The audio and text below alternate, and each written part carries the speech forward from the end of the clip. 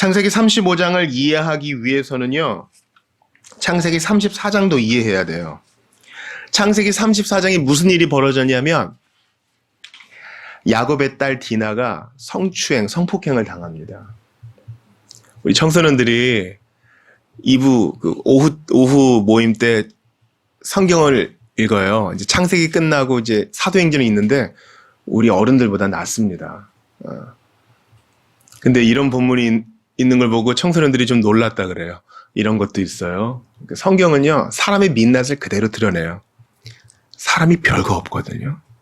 별거 없어요. 뭐 옷 입고 화장하고 꾸미고 이러면 대단한 사람 같지만 그 민낯이 드러나면 사람 별 수 없어요. 은혜 없으면 사람 별 수 없습니다. 디나가 왜 나갔냐면요. 34장 1절 한번 보시겠어요? 같이 읽어볼까요? 시작. 레아가 야곱에게 낳은 딸 디나가 그 땅의 딸들을 보러 나갔더니, 디나가 그 땅의 딸들을 왜 보러 나갔을까요? 여러 해석이 있어요. 나는 지금 믿음의 집안에서 이렇게 사는데 세상 사람들은 어떻게 노는가 좀 궁금한 거예요. 10시에 들어가서 4시에 나오는 클럽에는 가지 않아도 그 근처를 한번 서성이면서 어떻게 옷을 입나? 무슨 화장품을 쓰는가? 요즘 옷 입는 패션은 어떤가? 좀 디나가 보고 싶었나 봐요. 그러다가 추장의 아들에게 이제 몹쓸 짓을 당합니다. 부끄러운 일을 당한 것입니다. 근데 창세기 34장에서 이 일에 대해 야곱은 철저히 침묵합니다.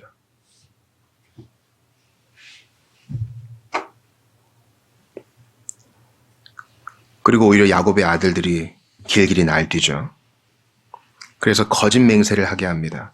우리 동생을 줄게. 그런데 할례를 받아야 돼. 그래서 디나를 욕보인 이 추장의 아들이 진짜 디나 사랑했나 봐요. 그렇게 할게. 그래서 자기 동료들 싹 할례 받게 합니다. 그러니까 할례가 이제 현대에서는 뭐 포경술이라고도 할 수 있는데요. 여하튼 멀쩡한 살집을 잘라냈기 때문에 회복의 시간이 걸려요. 이렇게 이렇게 옷만 닿아도 아프고 그래요. 그리고 그들이 아파할 때에 야곱의 아들들이 나아가서 할례 받은 남자들을 다 죽여버립니다. 34장 25절 같이 읽어볼까요? 시작. 제3일에 아직 그들이 아파할 때에 야곱의 두 아들 디나의 오라버니 시므온과 레위가 각기 칼을 가지고 가서 몰래 그 성읍을 기습하여 그 모든 남자를 죽이고. 성경이 인간의 민낯을 이렇게 드러내는 거예요. 아니, 이 문제에 대해 합당한 해결만 요구하면 되잖아요. 근데 우리 죄인의 반응은 뭐예요? 싹 죽여버리는 거예요. 이 사건을 가지고 현대 재판관들이 판결을 내려도 이렇게 내리겠어요? 그러니까 우리의 민낯은 별로 기대할 게 없어요. 게다가 이제 앞으로 성막과 성전에서 섬길 레위 지파의 우리 어른은 바로 이런 일에 가담한 분이에요. 그 피가 그렇게 깨끗하지 않아. 이 일을 벌리니까 야곱이 노발대발합니다. 그런데 이 일을 해결하기는커녕 오히려 자기 걱정만 해요. 자, 30절을 읽을 텐데, 34장 30절을 읽을 텐데 야곱이 누구 걱정을 하나 한번 그 뉘앙스를 봐요. 시작. 야곱이 시므온과 레위에게 이르러 너희가 내게 화를 끼쳐 나로 하여금 이 땅의 주민 곧 가나안 족속과 브리스 족속에게 악취를 내게 하였도다. 나는 수가 적은즉 그들이 모여 나를 치고 나를 죽이니 그리하면 나와 내 집이 멸망하리라. 나가 몇 번 나와요? 지금 자기 딸이 이런 일을 겪었는데 내 걱정밖에 없는 거예요. 그러니까 한 집안의 가장으로서는 좀 부적절한 언사를 하겠어요. 야, 디나는 좀 어떻니? 라든지. 어찌 네가 아브라함의 후손으로서 그럴 수가 있느냐? 꾸짖기는커녕 야, 우리 다 죽게 생겼어. 나 어떻게 해? 이렇게 된 거예요. 그러니까 지금 야곱이 이미 야복강가에서 하나님 만나가지고 절뚝이며 그런 때거든요. 근데 아직 멀었어요. 그러니까 여러분, 사람이요, 은혜를 받는 것과 인격의 성숙이 이렇게 나란히 가지가 않아요. 은혜 받고 인격이 성숙되는데 60, 70이 짧다 그래요. 하나님은 계속 은혜를 주시는데 우린 그 속도를 잘 못 쫓아가요.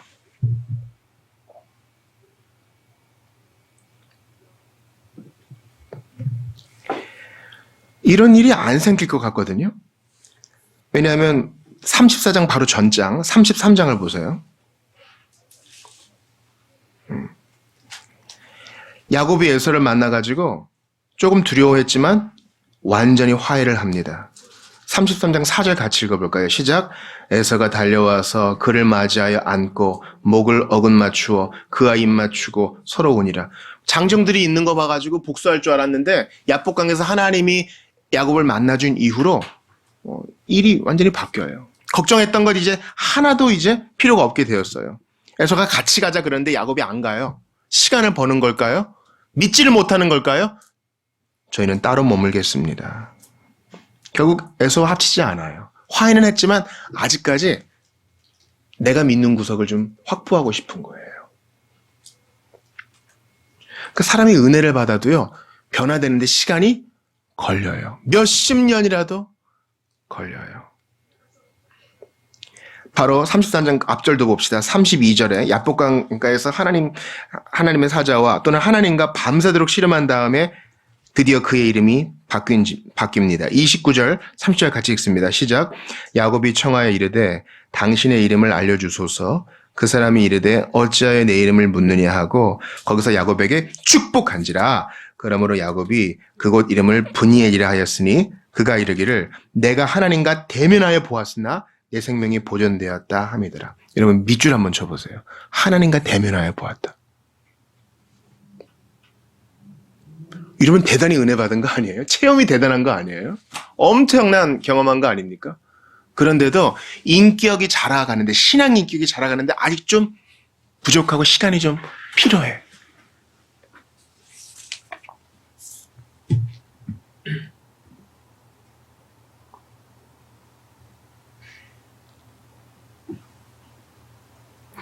여러분에게 한번 야곱의 연대를 한번 정리를 해보고 싶습니다. 야곱과 에서가 한 15살쯤 됐을 때 아브라함이 죽어요. 그리고 그가 에서인 척 해가지고 장자권을 빼앗고 축복을 빼앗은 다음에 베델로 도망할 때가 77세쯤 됩니다. 그는 이때 이 나이에 하란으로 갔고 7년을 섬기고 또 7년을 섬겨 두 아내 레아와 라헬을 얻습니다. 그렇게 14년이 흘러서 또 91세 되던 때 요셉을 낳고 6년 더 봉사해서 97살에 가나안으로 이제 돌아옵니다. 근데 또 10년이 흘러 요셉이 17살, 야곱의 나이 107살에 가나안에 도착한 지 10년 만에 요셉은 애굽으로 팔려갑니다. 요셉을 잃은 지 22년 만에 다시 요셉을 만나 야곱이 바로를 축복하니 그때 야곱의 나이 130살입니다. 이거 지난번 창세기 강의 때도 강조한 건데요. 77살에 베델에서 하나님을 만나고 130살이 될 때까지 그는 훈련의 시간을 거쳐야 됐어요. 하나님이 은혜를 이미 주셨는데 베델은 무슨 말이냐면 베트엘, 하나님의 집이란 뜻이에요. 베들레헴은 빵집이란 뜻이고요. 베트가 집이란 뜻이에요. 하나님을 대면하여 보았는데 은혜를 받았는데 130세까지 훈련이 계속되는 것입니다. 여러분 주보 일면 한번 보시겠어요?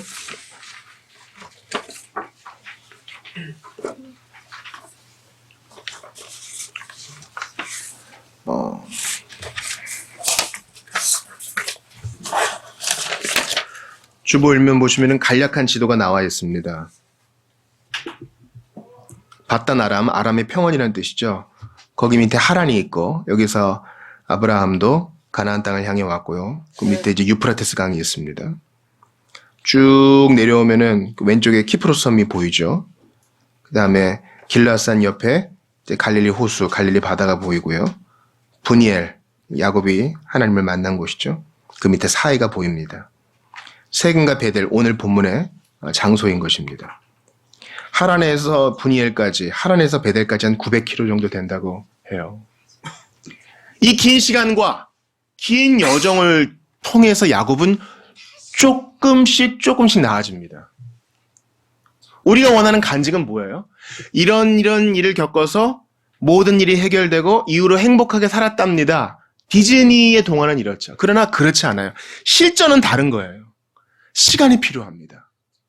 하나님이 여러 사건과 여러 계기와 여러 사람을 통해서 우리를 천천히 회복시켜 주세요. 이 이야기도 몇 번을 강조하는데 바울 역시 마찬가지예요. 처음에 바울은요, 나는 성도들 중에 작은 자다. 그 다음 사도들 중에 작은 자다. 나는 죄인 중에 괴수다. 조금씩 은혜의 깊이를 더 알게 되어 갑니다. 야곱 역시 마찬가지입니다. 그는 처음부터 끝까지 하나님의 은혜를 경험했으나 시간을 통해서 이 일들을 경험했던 것입니다. 아직까지 사기꾼 기질, 아직까지 나만 생각하는 기질이 남아있잖아요. 딸 걱정보다는 내 걱정, 아들을 훈계하기보다는 나의 안위. 여러분과 이제 성경을 한번 찾아볼 텐데요. 28장을 볼 텐데 놀라운 본문이 나와요. 보시죠. 자, 오늘의 베델을 기억하시면서 28장을 볼게요.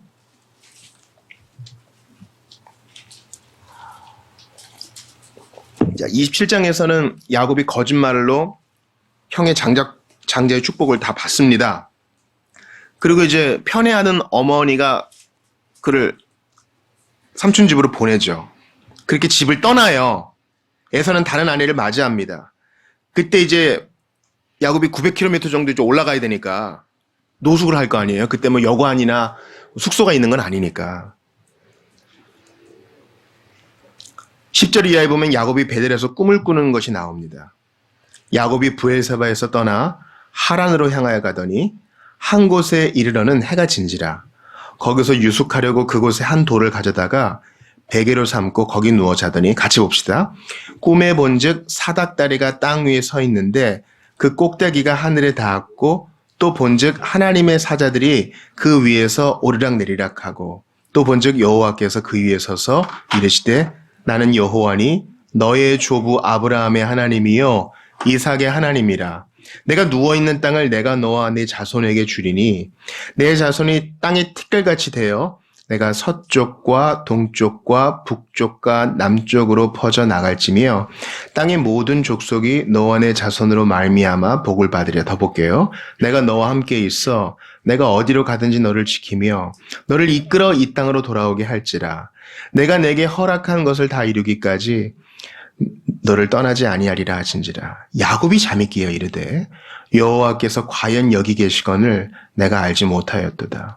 이에 두려워하여 이르되 두렵도다. 이곳이요 이것은 다름 아닌 하나님의 집이요 이는 하늘의 문이로다 하고, 야곱이 아침에 일찍 일어나 베개로 삼았던 돌을 가져다가 기둥으로 세우고 그 위에 기름을 붓고 그곳 이름을 베델이라 하였더라.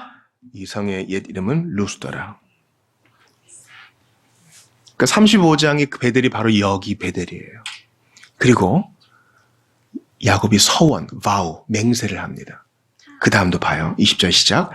야곱이 서원하여 이르되 하나님이 너와 함께 계셔서 내가 가는 이 길에서 나를 지키시고 먹을 떡과 입을 옷을 주시어 내가 평안히 아버지 집으로 돌아가게 하시오면 여호와께서 나의 하나님이 되실 것이요 내가 기둥으로 세운 이 돌이 하나님의 집이 될 것이요 하나님께서 내게 주신 모든 것에서 10분의 1을 내가 반드시 하나님께 드리겠나이다 하였더라.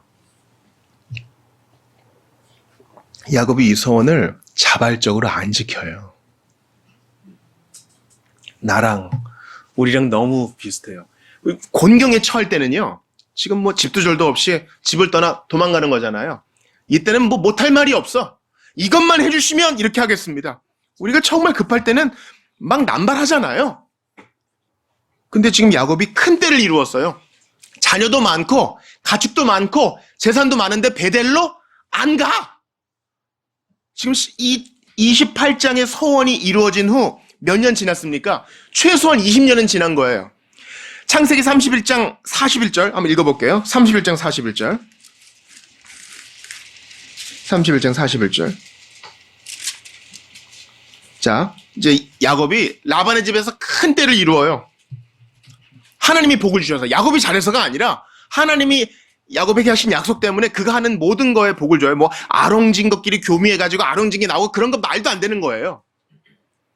하나님이 복을 줘서 그게 잘 됐는데 이제 자기 외삼촌에게 이렇게 항변하는 겁니다. 41절 같이 읽어요. 시작. 내가 외삼촌의 집에 있는 이 20년 동안 외삼촌의 두 딸을 위하여 14년, 외삼촌의 양떼를 위하여 6년을 외삼촌에게 봉사하였거니와 외삼촌께서 내 품삯을 10번이나 바꾸셨으며 총 20년을 최소한 베델의 서원이 있은 이후 20년 동안 시간이 흐른 거예요. 그리고 돌아왔죠. 하나님이 해결해 주셔가지고 에서와도 잘 화해를 하게 됐어요. 그러면 서원을 지켜야지. 베델에 가서 제단을 쌓아야지. 잊어버려요. 언제까지? 디나의 일을 당할 때까지. 언제까지? 35장에서 하나님이 야곱에게 말씀을 하실 때까지 안 지켜. 나는 내 자신을 봐요. 사실 우리 자신도 잊어버리고 있는 서원이 있을 거예요. 제가 은혜 받을 때 우리가 못할 말이 뭐 있어요? 이렇게만 해주시면은 제가 어떻게 해주겠다고. 마치 하나님께 선심 쓰듯이. 근데 잊어. 우리도 부모님한테 약속하고 자주 있잖아요. 이거를 사주신다면 제가 정말 아침마다 제 이부자리는 제가 하겠습니다. 밥 먹고 꼭 양치를 하겠습니다. 다음 시험에서 90점 이상을 꼭 맞겠습니다. 그리고 잊어. 우리 특기 아니에요. 나는 망각의 사람. 사람끼리 약속한 걸 잊으면 그나마 괜찮은데 하나님께 서원한 것도 잊어버리는 망각의 사람이에요. 네, 35장 1절 같이 읽어봐요. 큰 소리로요. 큰 소리로 선포들 읽어봐요. 시작. 하나님이 야곱에게 이르시되 일어나 베델로 올라가서 거기 거주하며 내가 네 형 에서의 낯을 피하여 도망하던 때에 내게 나타났던 하나님께 거기서 제단을 쌓으라 하신지라. 야곱은 생각도 못해요 지금. 내 안위만 걱정해. 나 죽으면 어떡하지 나 가축도 많이 있는데 이거 다 어떡하지? 이 나쁜 놈의 자식들 때문에 이제 내가 일이 다 꼬였는데 정신도 못 차려요. 스스로 정신을 못 차려. 근데 하나님이 정신을 차리게 해줘요. 여러분 이게 은혜입니다. 자랑할 것이 아무도 없어요. 그래서 하나님께만 영광이 돌아가는 거예요. 오늘 본문에서 야곱은 소극적입니다. 자기가 해야 될 일을 미룹니다. 직면을 싫어합니다. 디나는 세속적입니다. 아들들은 폭력적입니다. 추장의 아들은 맹목적입니다. 하나님은 은혜를 베푸세요. 이게 은혜 아니에요? 이쯤 하면 사람들이 딴지거는 사람들이 있을 거예요. 목사님 그렇게 하면 성도들 신앙생활 제대로 안 해요. 그래도 하나님께 벌 받기 싫어서라도 나오게 해야지. 이러면은 다들 안심하고 신앙생활 안 할 거 아니에요? 천만의 말씀. 믿음으로 말미암는 구원을 받은 자, 하나님의 전적인 은혜를 믿는 자는 감사의 삶으로 반응하게 되어 있어요. 포도나무에 접붙여 있는 가지가 열매를 맺는 게 당연하다고요. 살아있다면.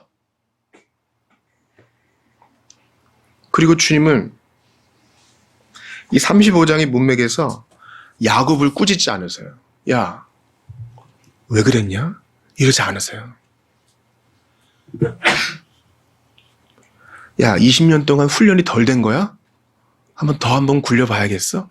이렇게 압박하지도 않으세요. 너 그렇게 말 안 듣더니 꼴 좋다. 야, 네 딸 어떻게 된 거냐? 이렇게 얘기하지도 않으세요. 세상 사람들은 그렇게 할 수 있지. 하나님은 그렇게 안 해요. 나타나서 말씀하세요. 꾸중하지 않으셔요. 인생의 연약함을 아시는 분이세요.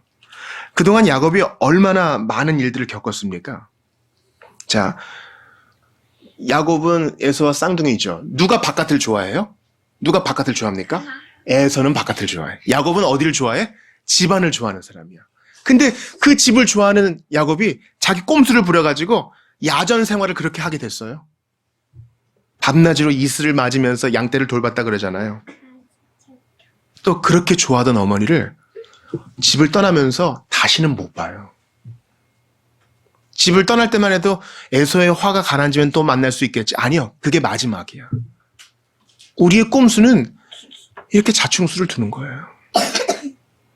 또 아버지를 속였잖아요, 야곱은. 근데 자기보다 더한 라반에게 속임을 또 당해요. 20년 동안 강제 노동을 하는 거죠. 그러니까 여러분, 우리가 언제 우리 민낯을 보냐면요, 말로 안 들으면 주님이 나와 비슷하거나 똑같은 사람을 이렇게 두세요.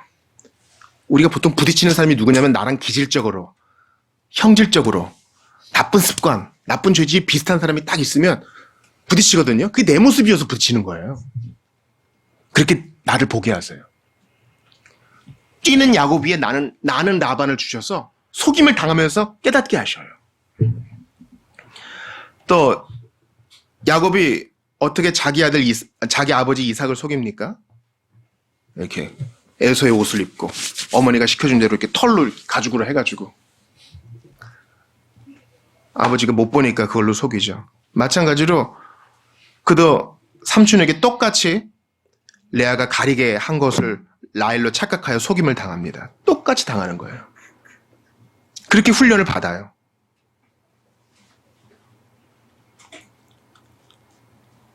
축복받으러 오자 이삭이 그러죠. 야, 옷은, 피부는 에서인데 목소리는 야곱이로구나.